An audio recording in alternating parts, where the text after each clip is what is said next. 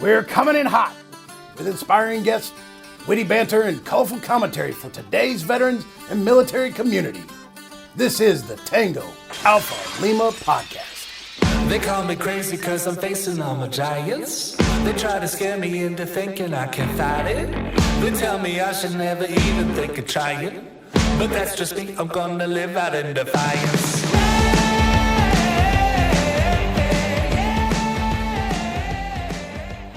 Hello, Alphas. Thanks for joining us this week. I'm joined this week again by the fabulous Amy Forsyth. How you doing, Amy? Hey, Ashley. Good to see you. Good to see everyone out there. Thanks for having me again. Love joining you for this weekly podcast. It's great to have you. It's the week after Veterans Day, so I hope everybody got they're still digesting their free meals, their discounts. I hope you got everything that your heart desired and more. But this week we have a couple stories. What do you got for us, Amy? Well, something I want to highlight first, top of the line here. American Legion National Commander Task Force Movement. It's more than a job program, and I want to tell you why.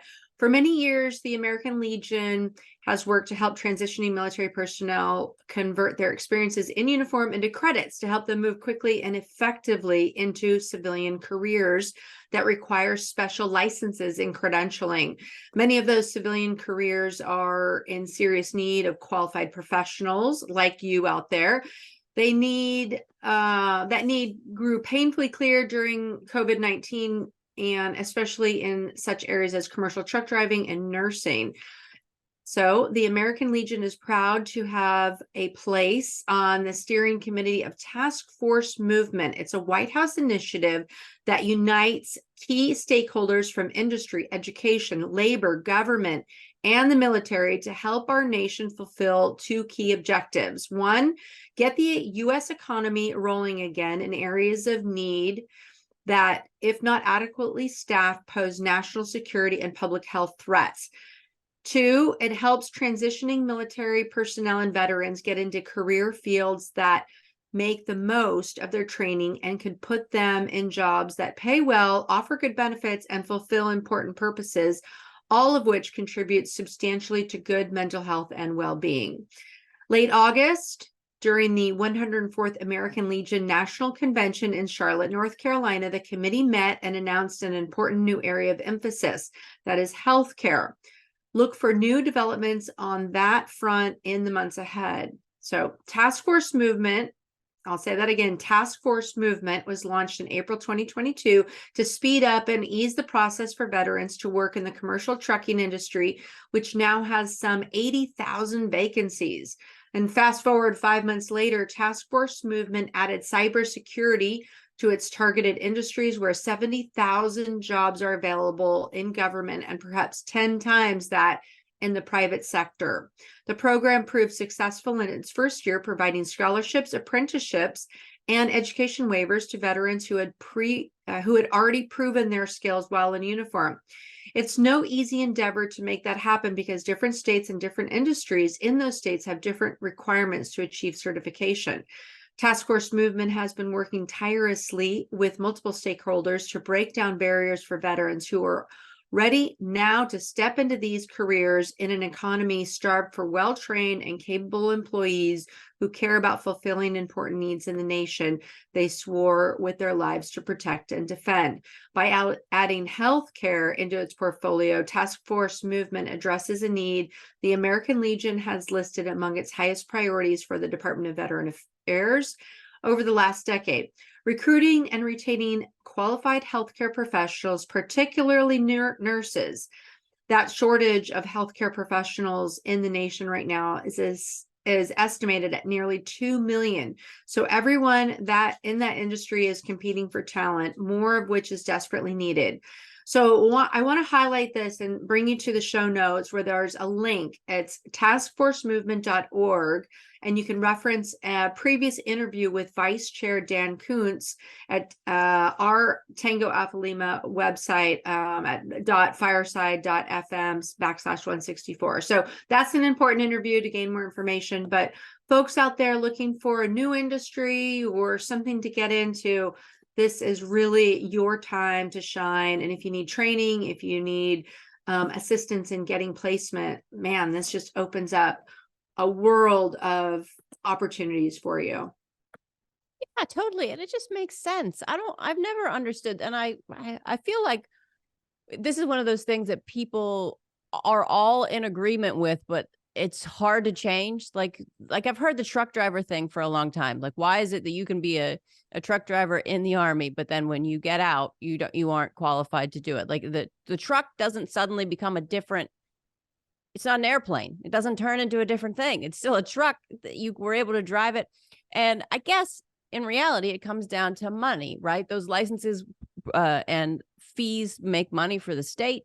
Therefore, they want that revenue and they don't want to give it up, and it becomes difficult, which is, military spouses have a really difficult time when every time they move and they have to get a new licensing, and it leads to this 27% unemployment rate for military spouses. And you can kind of see that trickle down or trickle through effect. It's sort of pervasive in all of the transition from military to non-military life.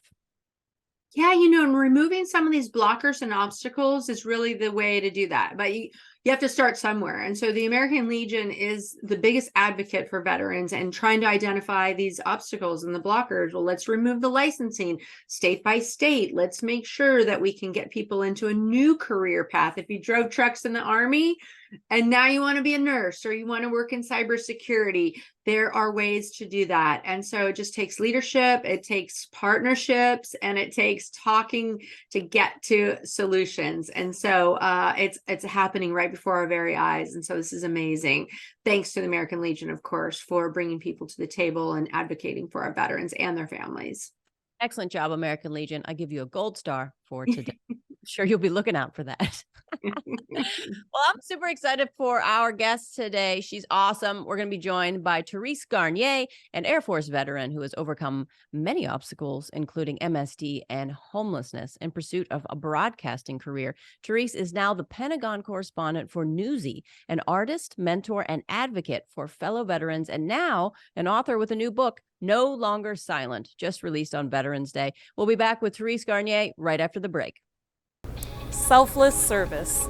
The American Legion celebrates all who contribute to something larger than themselves And inspires others to serve and strengthen America. We are veterans strengthening America. We are the American Legion.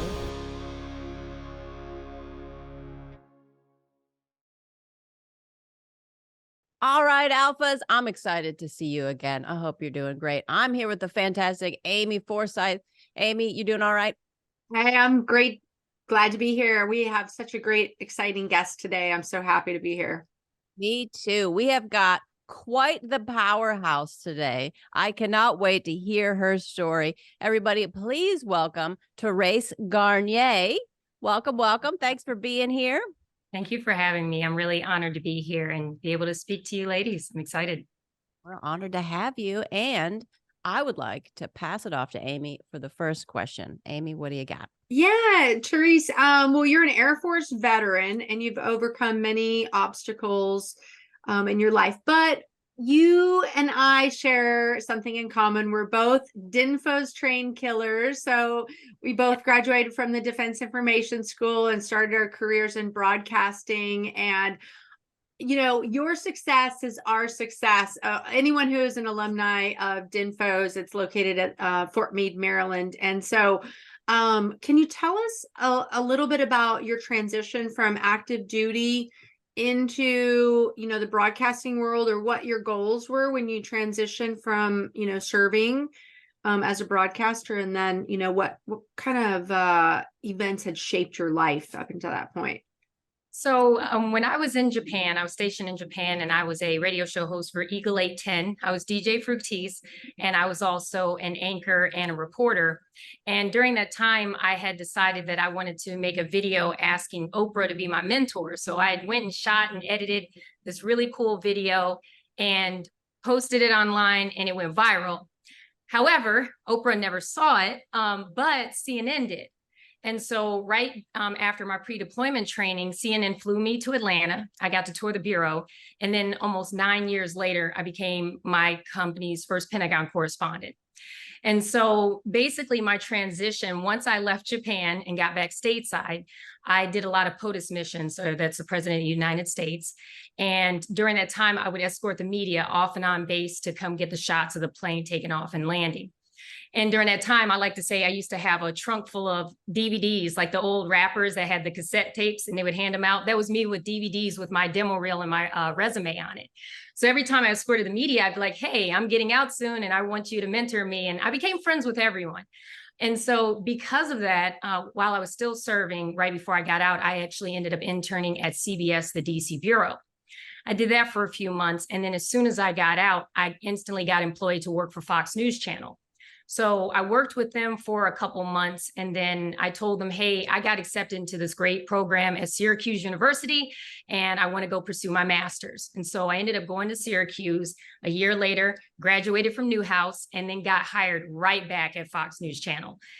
During that time, I was a regional reporter, so I covered the Carolinas, Georgia, Tennessee, anything happening in that region. And I even went to Illinois and different other states to do different types of coverage, whether it was hurricanes, political campaigns, court hearings. And I did that for about 2 years. Once I finished there, I went to local news.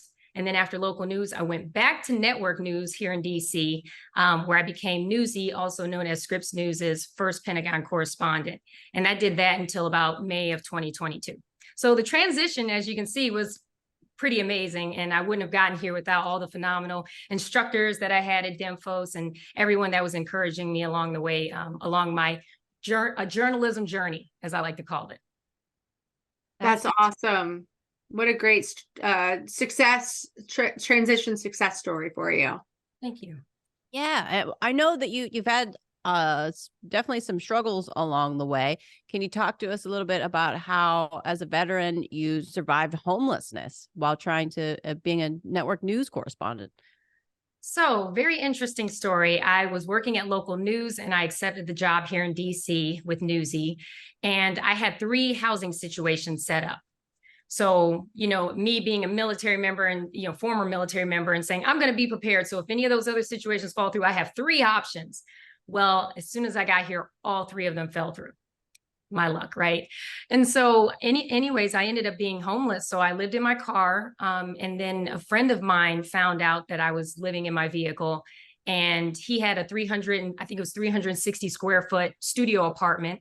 And he allowed me to stay with him for I believe it was a month or 2 until I was able to get on my feet. And had it not been for his kindness, who knows where I would be. But for me, I didn't want a lot of people to know because, one, there's a very bad stigma on people that are dealing with homelessness. I didn't want people to think that I was being irresponsible or that I, brought it on myself.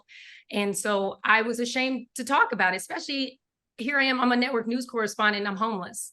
And so I didn't tell many people. And so it wasn't until after I left my company that I started being vocal about it. And people were like, what, you were homeless? And I said, yeah, yes, I know I'm not what homelessness looks like, but I know so many other women who report to work every day and live out of a vehicle, or report to work every day and they're couch surfing. And so for me, it was important for me to start becoming more vocal and speaking about it to raise awareness, because we have a lot of veterans, women veterans, not to mention with children who are homeless. And for me, that's absolutely unacceptable that any veteran's homeless, especially after we've served our country. And so during that time, that's when I became very vocal about homeless veteran women and their children. I think that's wonderful. You've taken that on as a cause, because people think, oh, it'll never happen to me. We're all like a month away, from something like that happening. And to even be, a lot of people don't even have cars. And then you think, you look at how hard it becomes when you don't have an address, or say you lose your ID, and you look at how difficult that is to then you have to find a way. Look at the bus schedule and think about how much more difficult it would be to get a new driver's license if you have to be on a bus for 6 hours as opposed to being able to afford a car, and how much harder everything gets. And then if you don't have an actual address and you don't have, anybody that will let you use theirs, and you start to see how the laws and the regulations of a state are so set up for people that, I mean, that have a lot of money, Yeah, you know, really. it should be easier. And to make a point, piggybacking off what you just said earlier, people don't think, oh, it'll happen to me. But let me give you an example. Think of all the people in Hawaii who had the fires. Hundreds and hundreds of people are now homeless. That had nothing to do with them. They didn't bring that on themselves. Yet now a lot of them are homeless. So people don't stop to think that when natural disasters happen, you can become homeless. There's all sorts of different reasons why, not because you're a bad person or you're on drugs, you're an alcoholic. There's so many other reasons, but people usually go to, oh, they must be a drug addict. They must be a criminal. They must be this and that. And it's like, no, you could literally be a veteran with a full family and a storm hits and completely destroys your house. And now you're homeless. And it's not, my mother-in-law's house burned down in wildfires, and it's been years, and just trying to navigate the insurance. There's, if you know, she didn't have you know, family and things like that and other people to take care of her, where does she go? You know, it's just, everything becomes so much more difficult, and it just compounds. And you just think about the mental resiliency that you have to pull yourself out of that situation and not be bitter at the end of it. That's so true. Yeah. And Therese, you know, you've had some other obstacles, and you have, you know, an exciting endeavor coming up with your new book. Talk to us more about, you know, the MST and what you'd like to share with people. So I don't want to go into too many details because I definitely want people to read my book, but I will start with stating that my book delves into different aspects of sexual assault. And so it's my memoir. It's called No Longer Silent.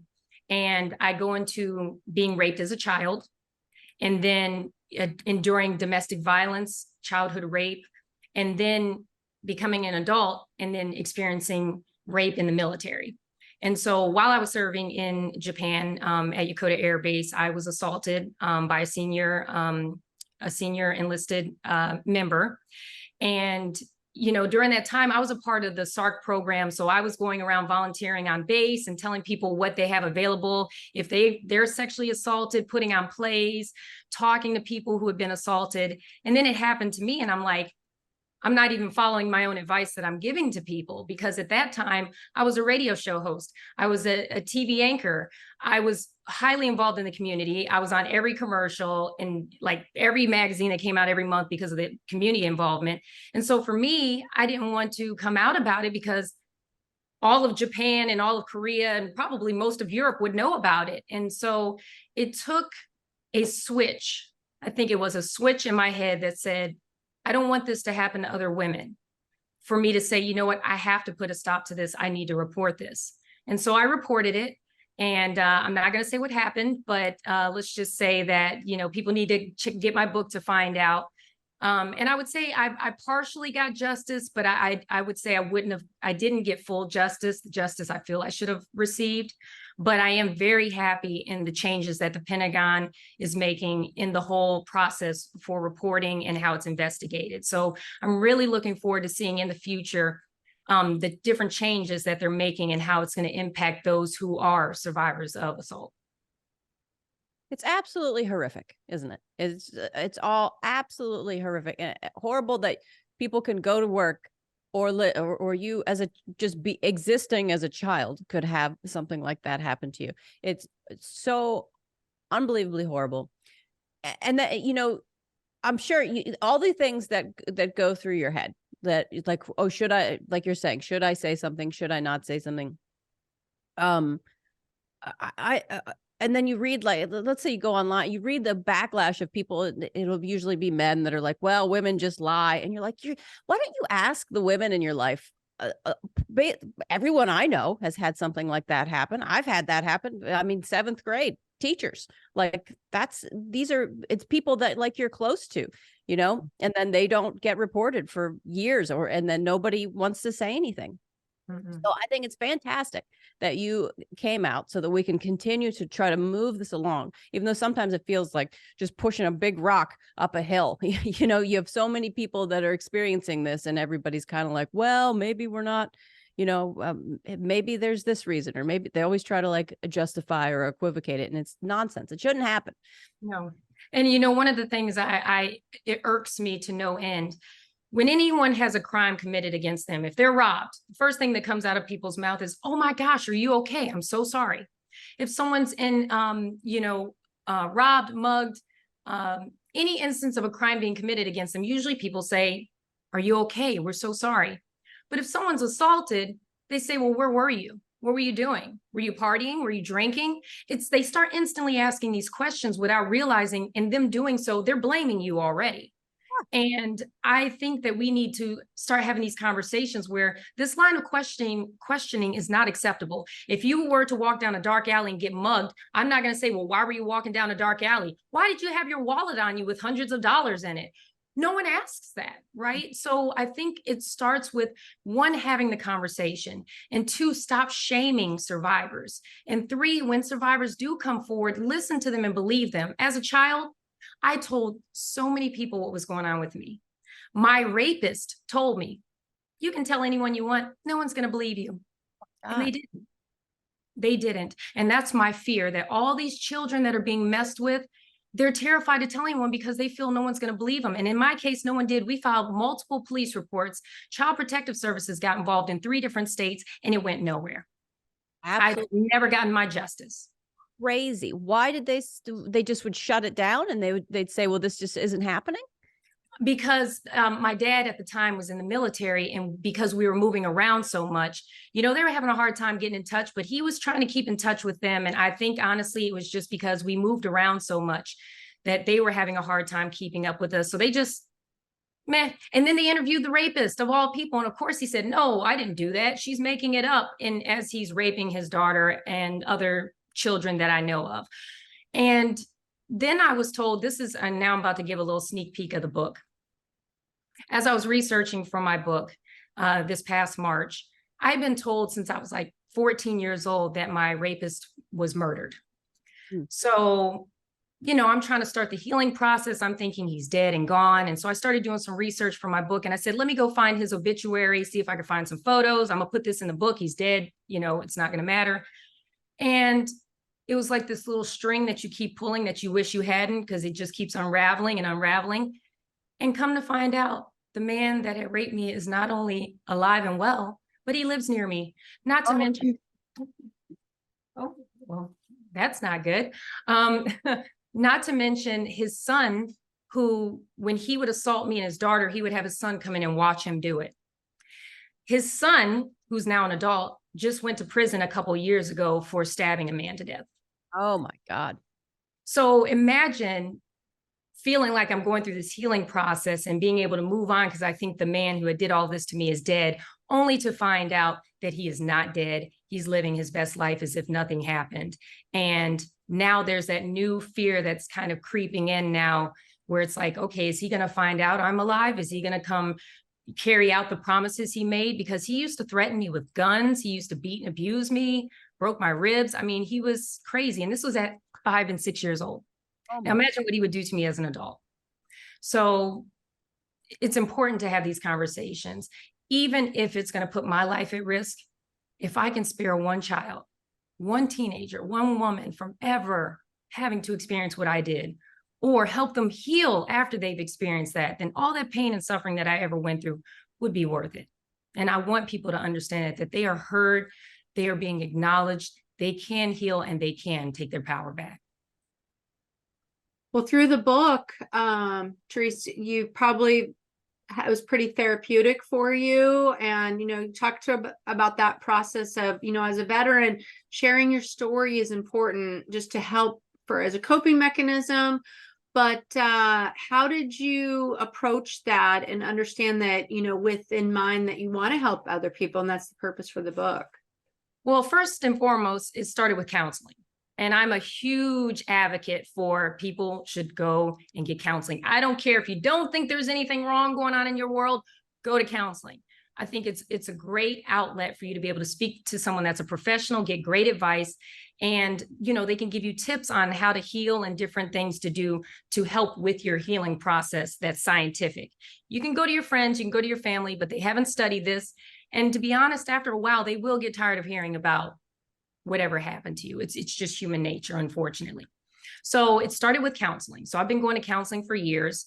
And I remember during the pandemic, I told my counselor that I wanted to start deep diving into my childhood traumas, because I wanted to know how it was impacting me now as an adult, which you would be surprised how much what happens to you as a child, how much it impacts you as an adult. So I started learning those things. And as I'm doing that, I'm journaling what I'm learning. And so I had decided at that point that I wanted to write a book, because I said, I need to get this out. This will be healing and maybe it'll help others. And I was about halfway through my book when the incident with Vanessa Guillen at Fort Hood happened. And I was a reporter at the time. So I was reporting on this. I interviewed her sister. I, did several stories on the situation. And when this poor, beautiful, beautiful soul was taken from us after reporting that she was being sexually assaulted, I said, this has got to stop. I cannot allow this to keep going on. If I can use my voice to help, I'm going to do that. And so that's when I really started pushing to get the book done, because at that time I was working at the Pentagon, and I told a few people that I was working on a book, and I had so many people come up to me and say, I was raped too. I was assaulted too. Too many people. One is too many, but it was a lot of people. And I'm like, this is not acceptable. This has to stop. And so that's the steps that I took to start writing my book. I have gotten a lot of healing from it. And at this point now, my main focus is to try to help as many others as I can who may not have a voice, who may be suffering in silence, who may feel that if they talk to someone, they're not going to be believed, or they're going to be shamed or blamed. I don't want anyone to have to feel that way. So whatever I can do to help, that's my main objective now. Well, good for you. Yeah, I'm sure it'll bring some comfort to others, knowing that someone like you, who looks like you have it all, you're pursuing your passions and your career and everything, that also had some suffering and some real trauma to address. But I know we're all dying to know more about that sash you're wearing there. Looks like you were involved in some pageants. Yes. So actually, I first got involved in a pageant in Japan. So this was back in 2011. And I did it because I just moved back to Japan, but I had just moved to Yokota, and I wanted to make friends and I wanted to get involved in the community. And I love the pageant. I think I got 3rd or 4th runner up. And some of those women that I competed with, I'm literally still friends with to this day. So it's a great opportunity to meet other phenomenal women who are very driven, who are very community involved. And so then when I left my employer in May of 2022, I found out about an organization that was trying to raise awareness about homeless veteran women and their children. And so I got involved with that organization.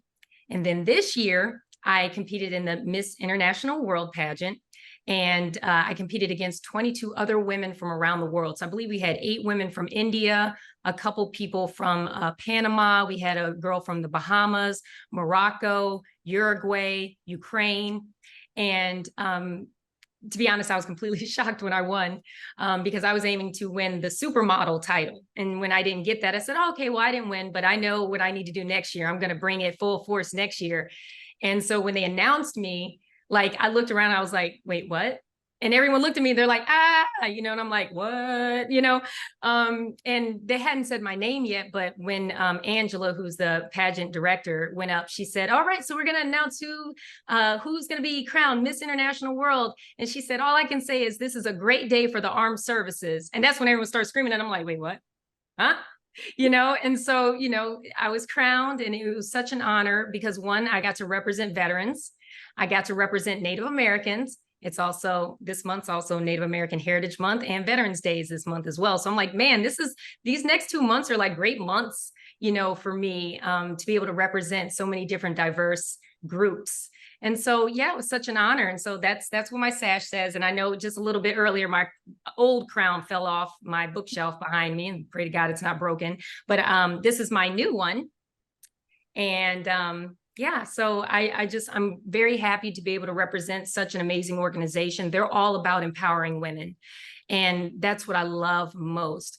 They want to see you succeed. and they are literally pouring their heart and soul into you to help you with your own platforms. And that just goes to show you how much they care about us, because they're pouring into us, not having us pour into them. And so I'm just really proud to be a part of Miss International World. That's so neat. Do you travel around, and do they have any other events? What do you Well, do? well, I was just crowned last Sunday, so I will be doing some traveling. There's a couple of parades and festivals, I believe, going on that I'll be attending. With me having the crown, I'll get to be on the cover of several magazines. I believe they're doing a photo shoot to include photos in Times Square in Los Angeles. And I'll get to do a lot of community work, which is my heart and my soul. So right now I'm involved with TAPS.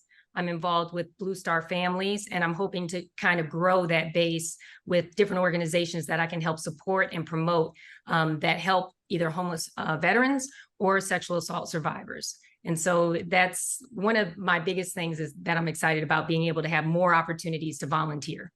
Super cool.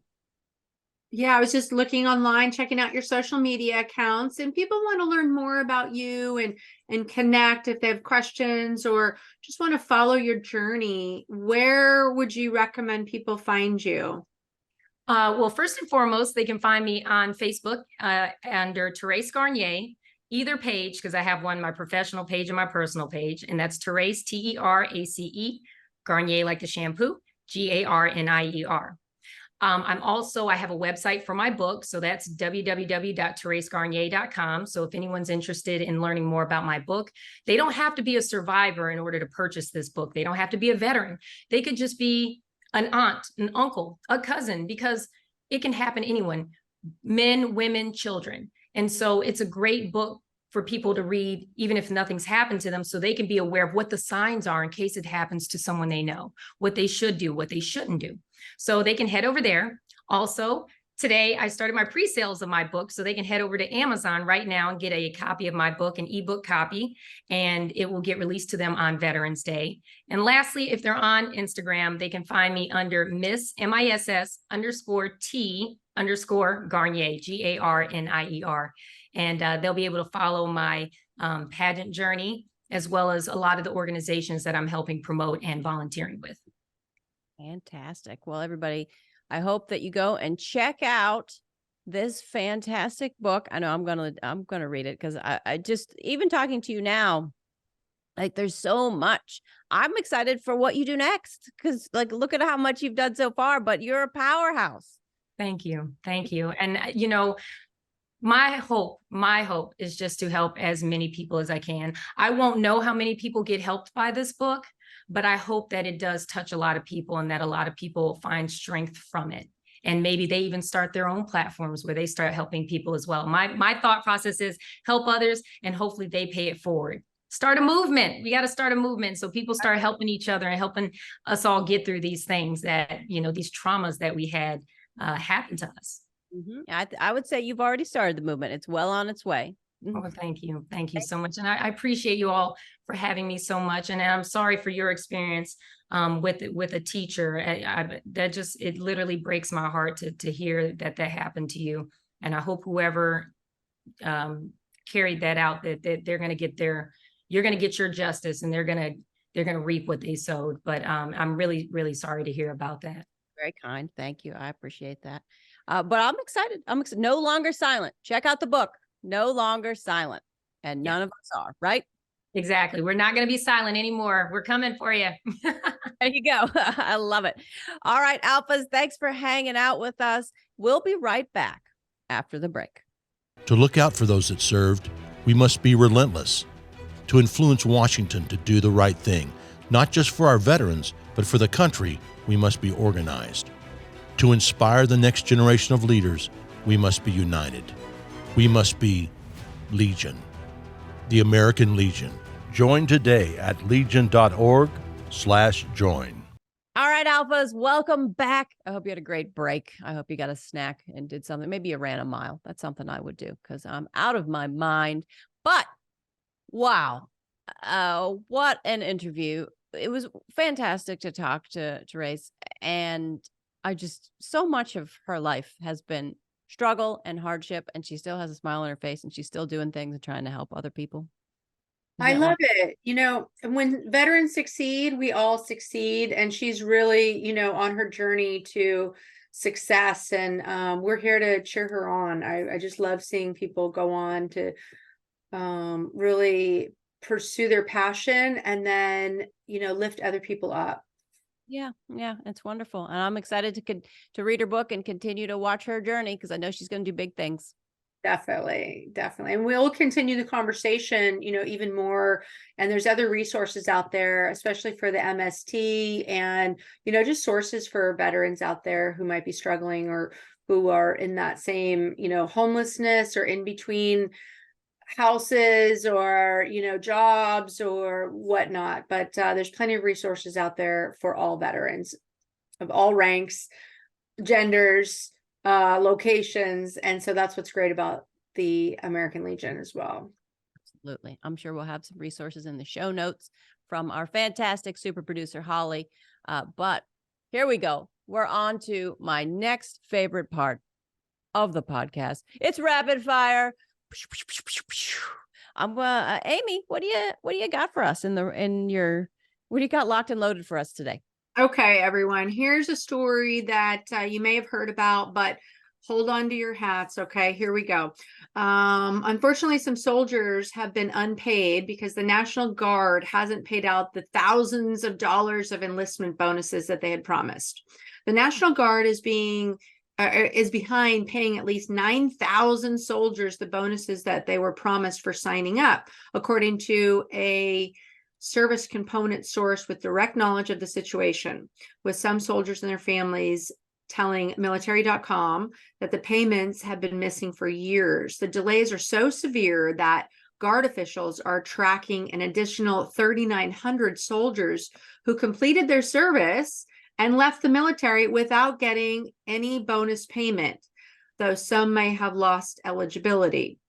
The bonuses are a key part of the Army National Guard's pitch: do part-time service and the occasional deployment in exchange for many of the benefits tied to serving in the military. Hefty enlistment bonuses, often as high as $20,000, are meant to sweeten the deal. The issue, according to officials, is the accumulated effect of undermanned, poorly trained, or poorly performing full-time staff working with the payment processing system that has faced multiple long-term catastrophic outages. What that means is that staff members have had to repeatedly track and process payments manually. The Army National Guard Incentive Management System, or GIMS, GIMS, was first rolled out in 2012, allowing states to manage and monitor incentives. It was designed to streamline the process and mitigate fraud and abuse. But the system crashed in late 2018 and was inoperable for about 10 months. Another 10-month outage occurred in 2021. While the system was down, bonuses had been filed through a complicated manual process, creating a backlog that states are still trying to fix. Soldiers who have been out of the Army National Guard for more than a year can submit a claim for unpaid bonuses, and we'll have that link in case you are one of those affected. In the National Guard, the American Legion is here to help, and they're going to provide a link for you to file a claim manually if you need it. And so I can't tell you how mad this makes me, because me as a reservist, I'm in the Navy, I can feel their pain. But if you're promised money and you don't deliver, stand by, because these people deserve what was promised. And so if you're one of those people that is owed money because you signed up based on a promise, go and get your money. Make them pay you out. But the system broke. So I'm not sure really how they're explaining that. It broke for 10 months. What are you doing, Army National Guard? What are you doing? Like, we're going to put a link in the show notes where you can submit a claim for unpaid bonuses. But you can't pull this bait and switch. How long does it work for? Oh, why aren't we parents aren't encouraging their kids to join? Yeah, I wonder why. You're screwing with them so much. You're right. It's so frustrating. You can't just lie to people and expect it all to go away. And you can't have a system that is meant to pay people break for 10 months. if I don't understand how that even happens.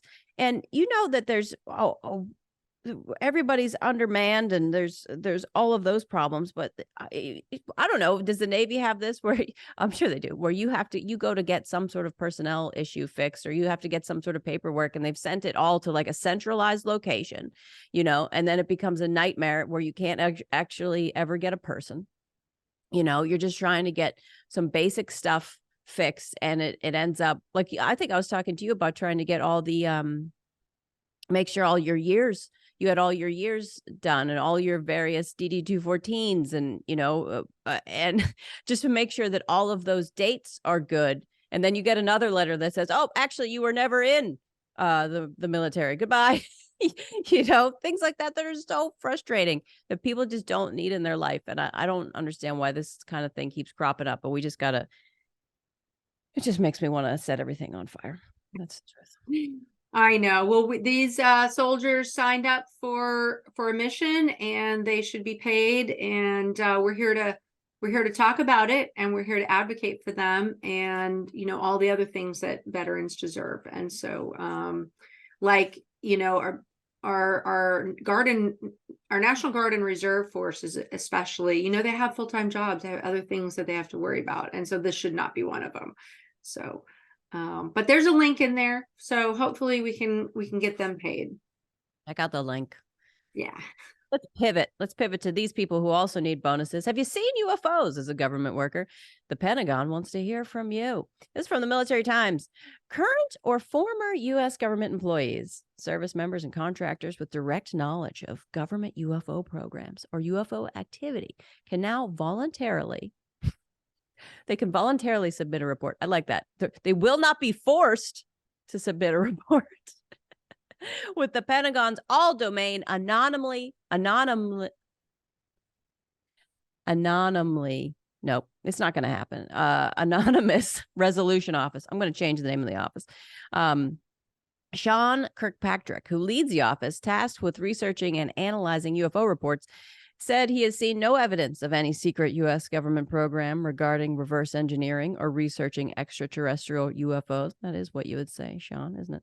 Those who provide information to the office, he said, are protected under whistleblower laws. Oh, they always work, which were extended to the UFO office last year. All information shared will be protected as personal and confidential and will only be shared with AARO staff for the purpose of contacting individuals, Kirkpatrick said. What I like is the anagram that they chose is Aroo. That's great. I hope they use that on a patch. Kirkpatrick said the form is an initial part of the contract between the referring individual and the UFO office. He told reporters that there were no restrictions on reporting information to the office based on classification level or where information originated within the U.S. government. And the office would investigate information dating all the way back to 1945. While the portal is for data that may have been recorded decades ago, military personnel who come across an anomalous phenomena, for God's sakes, should report it through their command or service. According to the office's website, civilian pilots, meanwhile, should report their sightings to the Federal Aviation Administration. Earlier in October, the UFO office released its yearly report, which showed the number of UFO reports that have been analyzed exceeded 800. None of the UFOs investigated by Aroo were found to be a threat. A very small percentage of the sightings demonstrated characteristics of interest, such as traveling at high speeds or having unknown morphologies, according to the report. Hey, do you believe in aliens?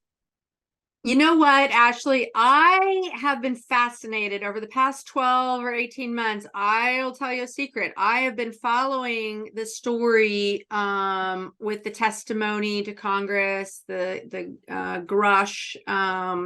He's a guy who knew about the programs, and I'm on Reddit. I track all these articles and the videos that people are posting, and I think it's time too that the Defense Department or our government, it has a collection point for sightings, experiences, and things like that. Otherwise, no one is tracking. So I just think it's amazing. I think in 20 years we're going to have more information out there, more readily available to track the data. But it's not just America, right? There's sightings all over the world. So if we can just talk to other countries, friendliness goes a long way. We could like correlate the data and come up with something that is just more than like, you're crazy if you think you saw, a UFO. And so hopefully we can, our Defense Department can gather the information. But if you're a government worker or in the military, you now have a safe place to go, right? To report this, even though if you do, and these poor pilots, our military pilots, if they make a record of this, they've always, as and they have been dismissed or made to feel that they're like imagining things, and so they don't dare say anything. But hopefully this turns the tide, and the people don't have to be afraid to say, hey, like, I think I saw something, or check out these photos or video, and hopefully we can study it seriously instead of just dismissing it. Hey, what do you think? Here's what I think. I think that this office is maybe run by aliens, and it's all a trap. It's an inside job, right? Inside job, and they're doing a great job of it. I don't know. I feel like, what would we do? I always try to look at the end game. If we find out there's aliens, what are we going to do? We're going to make them, we're going to like put them on TikTok. You know what I mean? Like, do we have a plan for these aliens? What good is going to come from it? Are we just disrupting them? Maybe let's just let them live their lives. And do they have any interest in us? We're still working with like dogs and cats, just trying to figure them out. We haven't even helped them to be able to speak. We're going to go to aliens. Well, I think perhaps aliens are taking a look at what's going on here in the world, and they're like, no thanks, we're not interested in you guys. I think it's just not fair. My whole life, anybody that has ever said there's aliens, they're bananas, they're out of their mind. And then if we come out and the government's like, well, actually, we were hiding it from you, then all of those people are the people that knew better, and we're all the ones that were out of our minds. And then I don't like that kind of bait and switch. And there's no justice for all the people that believed in aliens and then died. Like, then we got to, help out their families. It's just a big mess. That's what I'm seeing this as. That's true. Well, we've got another rapid fire topic here. This is from Military Times. The Marines strapped a rocket launcher to a so-called robotic goat in the California desert in September in a test of robots' abilities to carry and fire weapons in battle. I love it, the robotic goat. Okay. Marines with Tactical Training and Exercise Control Group conducted a proof of concept test at 29 Palms in California. Instead of having a Marine handle the weapon system, manipulate the safeties, we could put a remote trigger mechanism on it that allowed it to be all done remotely, said First Lieutenant Aaron Safidi, officer in charge of the group's Emerging Technologies Integration Section. Quote, the Marine could be behind cover and concealment, the weapon system could go forward, and the Marine could manipulate the safeties from a safe place while allowing that weapon system to get closer to its target, end quote. In a video posted by the Marine Corps of the September 9th test, the GOAT evaded Marines watched as a robotic quadruped, I'll get that right, stood up on its 4 haunches and walked around making clacking sounds on the ground. I can imagine this. If you can imagine a robotic goat getting on its 4 legs, the platform appeared to go to the Go 1 robot dog made by the Chinese robotics company Unitree, who sells a basic version of the man's bionic best friend for $2,700 plus $1,000 in shipping on its website for almost $5,000 on Amazon. Anyone interested in buying a robotic dog, they can. The Marine Corps' test with the GOAT was conducted in concert with the Office of Naval Research, according to the news release. News of the test was first reported by the War Zone. Robots have become a focus of the Marine Corps' modernization initiative out of Force Design 2030, aimed at getting the service branch ready for conflict with a great power like China. Marines must fight at machine speed or face defeat at machine speed, end quote, a June document laying out updates in the initiative warned. The test in California was the first time the U.S. military has experimented with robotic animals.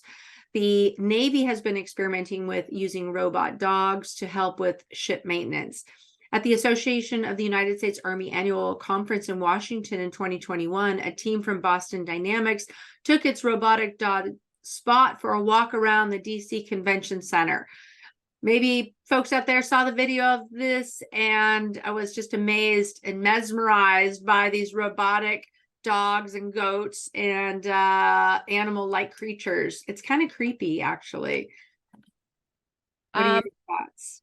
Okay, I have no problem with using robotic goats or horses or whatever, ducks, any robotic. I don't have, first, goat seems maybe a ram.